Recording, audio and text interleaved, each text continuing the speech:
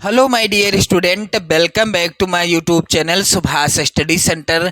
मेरे प्यारे बच्चों, आपकी अर्धवार्षिक परीक्षा यदि हो चुकी है तो आप सभी लोग इस मॉडल पेपर को बोर्ड परीक्षा के लिए तैयार कर लीजिएगा।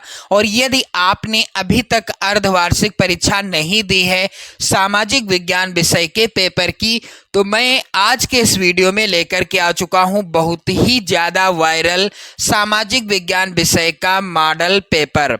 ऐसा ही पेपर आपके विद्यालय में भी आ सकता है, तो आप सभी लोग इस वायरल मॉडल पेपर के सभी प्रश्नों को तैयार कर लेना। और इसको आप एक बार तैयार करने के बाद 2025 बोर्ड परीक्षा के लिए भी तैयार कर लेना। ये नहीं आपने सिर्फ अर्धवार्षिक परीक्षा के लिए ही पेपर को पढ़ा, तैयार किया, बाकी बोर्ड परीक्षा में यहाँ से प्रश्न नहीं आएंगे, ऐसा आपने सोच लिया।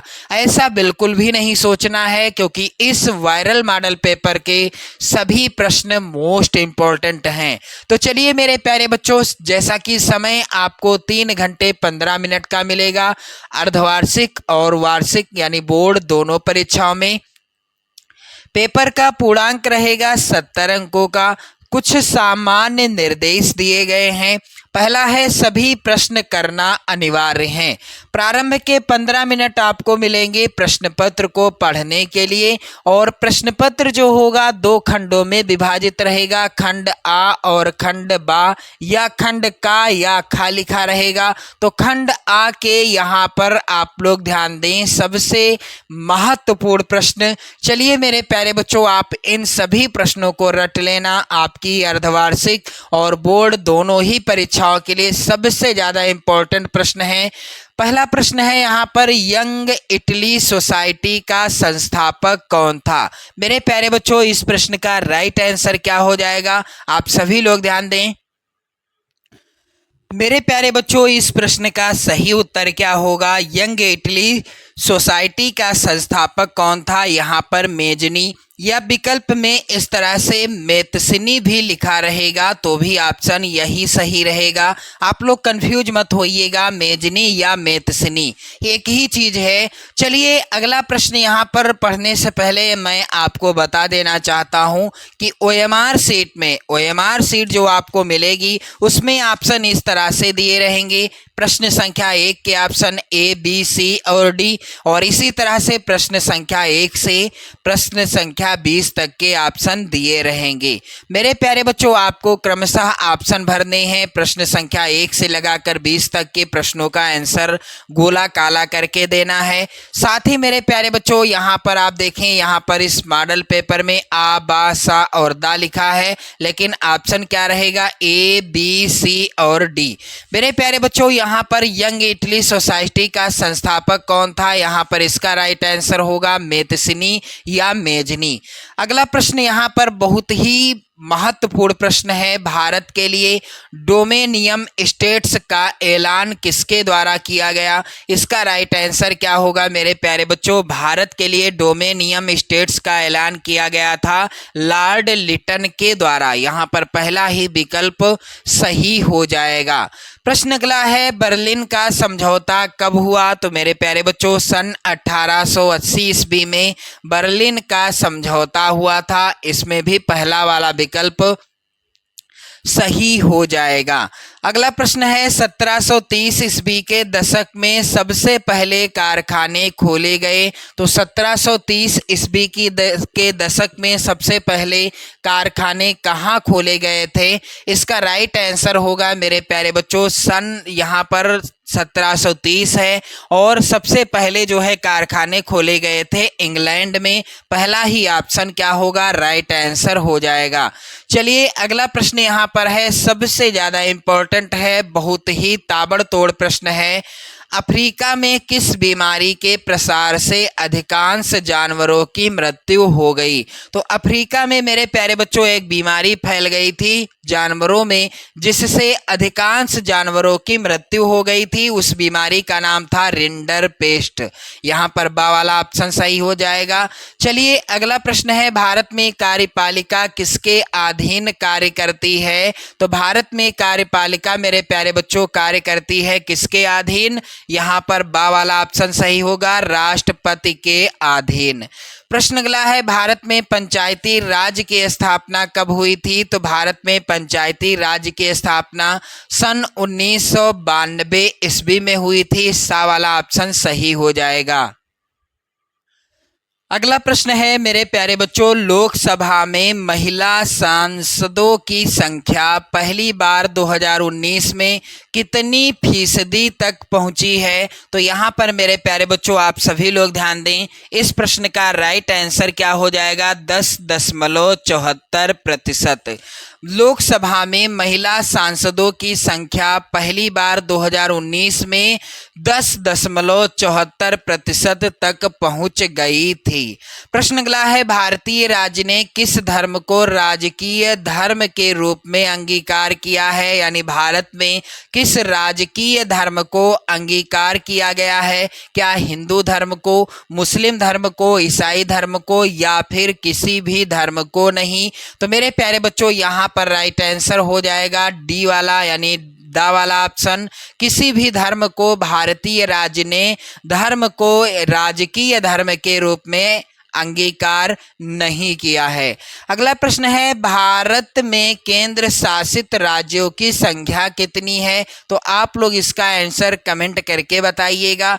चलिए अगला प्रश्न है, कपास की खेती के लिए कौन सी मृदा उपयुक्त है? सबसे ज्यादा इंपॉर्टेंट प्रश्न है मेरे प्यारे बच्चों, ताबड़तोड़ प्रश्न है। यहाँ पर कपास की खेती, एक ट्रिक मैं आपको बता दूं, कपास में पहला अक्षर क्या है? का है। और यहाँ पर काली मृदा, यहाँ पर काली मृदा या काली मिट्टी लिखा होता तो भी एक ही चीज है, आप लोग कंफ्यूज मत होइएगा। काली मृदा में पहला अक्षर क्या है? का है। अब का से क्या हुआ? कपास, का से कपास और का से काली मिट्टी, यानी कपास की खेती के लिए का से काली मिट्टी उपयुक्त होती है। कभी नहीं गलत होगा आपका विकल्प, यदि प्रश्न आपकी बोर्ड परीक्षा में आता है या अर्धवार्षिक परीक्षा में आता है। चलिए अगला प्रश्न है, संकटग्रस्त प्रजातियों की सूची निम्न में से कौन सी संस्था तैयार करती है? तो मेरे प्यारे बच्चों यहाँ पर राइट आंसर होगा IUCN। जो संकटग्रस्त प्रजातियां हैं, चाहे जीव जंतु हो, पशु पक्षी हो या कोई जानवर, यानी कोई भी चीज है, कोई पेड़ पौधा है, यदि संकट में है यानी वो इस धराधाम से जाने वाला है, यानी पृथ्वी से उसको समाप्त होना है, तो इसका जो है उल्लेख किसके द्वारा होता है? यानी संकटग्रस्त प्रजातियों की सूची निम्न में से कौन सी संस्था तैयार करती है? IUCN। अगला प्रश्न है मेरे प्यारे बच्चों, टिहरी बांध परियोजना किस राज्य में स्थित है? तो टिहरी बांध परियोजना मेरे प्यारे बच्चों स्थित है किस राज्य में? उत्तराखंड राज्य में। सा वाला ऑप्शन सही हो जाएगा। चलिए अगला प्रश्न है, काफी का उत्पादन होता है? तो काफी का उत्पादन होता है मेरे प्यारे बच्चों, का वाला ऑप्शन सही होगा, कर्नाटक में। कर्नाटक में काफी का उत्पादन होता है। और आप सभी लोग अगला प्रश्न जरूर तैयार कर लेना, अलंकेश्वर किसके उत्पादन के लिए प्रसिद्ध है? तो अलंकेश्वर मेरे प्यारे बच्चों पेट्रोलियम उत्पादन के लिए प्रसिद्ध है। यहाँ पर राइट आंसर भी सही है। अगला प्रश्न है मेरे प्यारे बच्चों, विश्व विकास रिपोर्ट कौन जारी करता है? तो यहाँ पर राइट आंसर क्या हो जाएगा? विश्व विकास रिपोर्ट जारी करता है, यहाँ पर आप लोग ध्यान दीजिएगा, विश्व विकास रिपोर्ट जारी कौन करता है? विश्व बैंक करता है। यहाँ पर पहला ही ऑप्शन सही हो जाएगा। चलिए अगला प्रश्न है, इनमें से अंतिम वस्तु की पहचान करिए। तो इनमें से अंतिम वस्तु कौन सी है? यहाँ पर राइट आंसर क्या हो जाएगा मेरे प्यारे बच्चों? ये सभी इज द राइट आंसर। प्रश्न संख्या 18 है मेरे प्यारे बच्चों, महात्मा गांधी राष्ट्रीय ग्रामीण रोजगार गारंटी अधिनियम 2005 के तहत सरकार वर्ष में कितने दिन के रोजगार की गारंटी देती है? तो यहाँ पर मेरे प्यारे बच्चों राइट आंसर क्या होगा? महात्मा गांधी राष्ट्रीय ग्रामीण रोजगार गारंटी अधिनियम 2005 के अनुसार जो सरकार है वह कितने दिन का रोजगार देती है? 100 दिन का। यहाँ पर सा वाला ऑप्शन सही हो जाएगा। चलिए अगला प्रश्न है, विनिमय प्रक्रिया में मध्यस्थता का काम कौन करता है? तो विनिमय प्रक्रिया में मध्यस्थता का काम कौन करता है? इसका राइट आंसर हो जाएगा मेरे प्यारे बच्चों आ वाला ऑप्शन बैंक। अगला प्रश्न है भारत में करेंसी यानी नोट कौन जारी करता है? तो भारत में करेंसी अर्थात नोट जारी करता है कौन? भारतीय रिजर्व बैंक, जिसे बैंकों का बैंक भी कहते हैं। बैंकों का बैंक भी कहा जाता है। तो मेरे प्यारे बच्चों एक बार शेयर कर देना आप सभी लोग इस वीडियो को। और भारतीय रिजर्व बैंक की स्थापना कब हुई थी यदि प्रश्न आ जाए आपकी बोर्ड परीक्षा में? तो यह हुई थी 1935 ईस्वी में भारतीय रिजर्व बैंक की स्थापना हुई। चलिए अब बारी आती है खंड खा के वर्णनात्मक प्रश्नों को पढ़ने की, जो कि फर्स्ट टाइप के प्रश्न हैं। उत्तर लगभग आपको 80 शब्दों में देना है। चलिए 4 नंबर का प्रश्न आएगा प्रत्येक प्रश्न। यहाँ पर है यूरोप में मध्यम वर्ग का उदय क्यों हुआ? आप लोग इन सभी प्रश्नों को अच्छे से तैयार कर लीजिएगा। अथवा में है पूना पैक्ट पर किसके हस्ताक्षर हुए? उसकी 2 शर्तें लिखिए। तो आप लोग ध्यान दीजिएगा। अगला प्रश्न क्या है? सामुदायिक सरकार क्या है? और अगला प्रश्न है अथवा में भारत में संघीय प्रशासन किस प्रकार कार्य करता है? नवीकरणीय तथा अनवीकरणीय संसाधनों में क्या अंतर है? मेरे प्यारे बच्चों यहाँ पर आप लोग ध्यान दीजिएगा। अगला है प्रश्न वन कटाई के अप्रत्यक्ष प्रभावों को बताइए। और वर्णनात्मक प्रश्न जो सेकंड टाइप के आएंगे उसके पहले एक प्रश्न है मेरे प्यारे बच्चों, शहरी क्षेत्रों के अल्प बेरोजगारी का उदाहरण दीजिए। तो बाजार जो होगा यानी यहाँ पर आप सभी लोग ध्यान दें, वर्णनात्मक जो प्रश्न होंगे सेकंड टाइप के, जिनका उत्तर आपको 150 शब्दों में देना होगा और प्रत्येक प्रश्न आएगा 6 नंबर का। तो यहाँ पर मेरे प्यारे बच्चों ध्यान दें आप लोग। पहला प्रश्न है यहाँ पर प्रथम विश्व युद्ध के विषय पर पड़ने वाले प्रभाव का विवरण कीजिए।